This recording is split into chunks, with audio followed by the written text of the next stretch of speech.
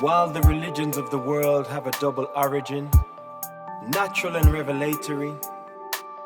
at any one time and among any one people, there are to be found three distinct forms of religious devotion.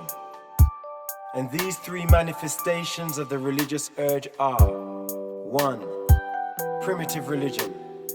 the semi-natural and instinctive urge to fear mysterious energies and to worship superior forces, chiefly religion of the physical nature, the religion of fear. 2. The religion of civilization,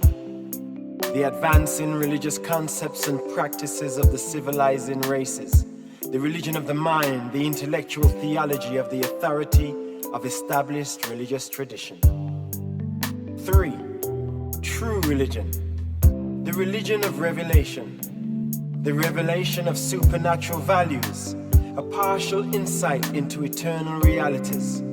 a glimpse of the goodness and beauty of the infinite character of the Father in heaven, the religion of the Spirit as demonstrated in human experience. Until the races become highly intelligent and more fully civilized, there will persist many of those childlike and superstitious ceremonies which are so characteristic of the evolutionary religious practices of primitive and backward peoples.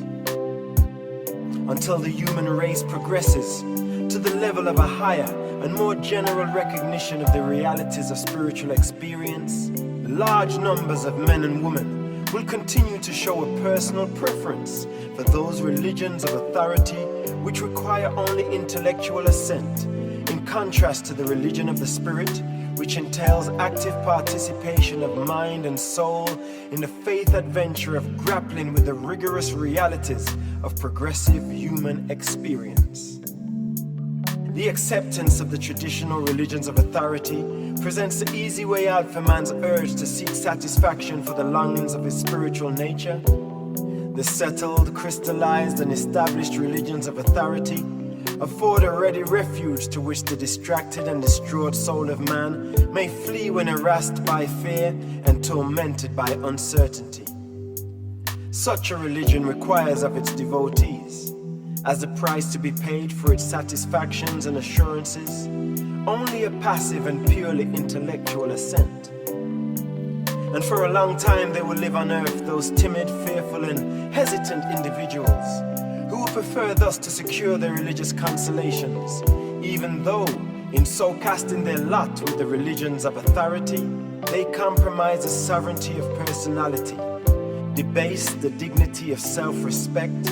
and utterly surrender the right to participate in that most thrilling and inspiring of all possible human experiences, the personal quest for truth,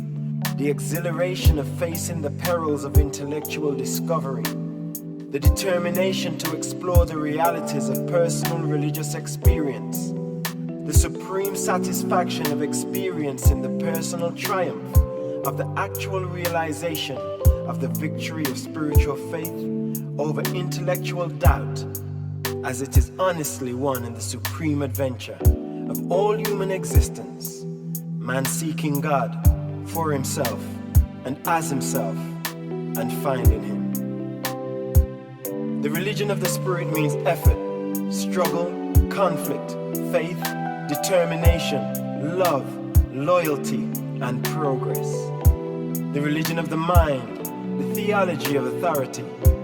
requires little or none of these exertions from its formal believers. Tradition is a safe refuge and an easy path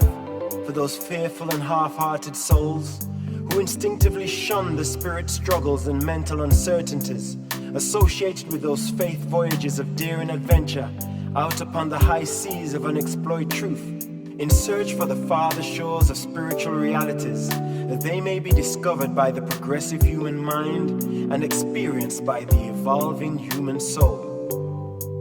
At Jerusalem, the religious leaders have formulated the various doctrines of their traditional teachers and the prophets of other days into an established system of intellectual beliefs, a religion of authority. The appeal of all such religions is largely to the mind. And now are we about to enter upon a deadly conflict with such a religion, since we will so shortly begin the bold proclamation of a new religion, a religion which is not a religion in the present day meaning of that word, a religion that makes its chief appeal to the divine spirit of my Father, which resides in the mind of man, a religion which shall derive its authority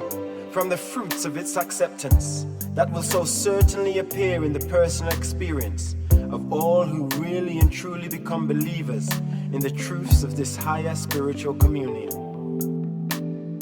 And now, which one of you would prefer to take this easy path of conformity to an established and fossilized religion as defended by the Pharisees at Jerusalem, rather than to suffer the difficulties and persecutions attendant upon the mission of proclaiming a better way of salvation to men, while you realize the satisfaction of discovering for yourselves the beauties of the realities of a living and personal experience in the eternal truths and supreme grandeurs of the kingdom of heaven? Are you fearful, soft, and ease-seeking? Are you afraid to trust your future in the hands of the God of truth, whose sons you are? Are you distrustful of the Father, whose children you are? Will you go back to the easy path of the certainty and intellectual settledness of the religion of traditional authority, or will you gird yourselves to go forward with me into that uncertain and troublous future of proclaiming the new truths of the religion of the Spirit, the kingdom of heaven in the hearts of men?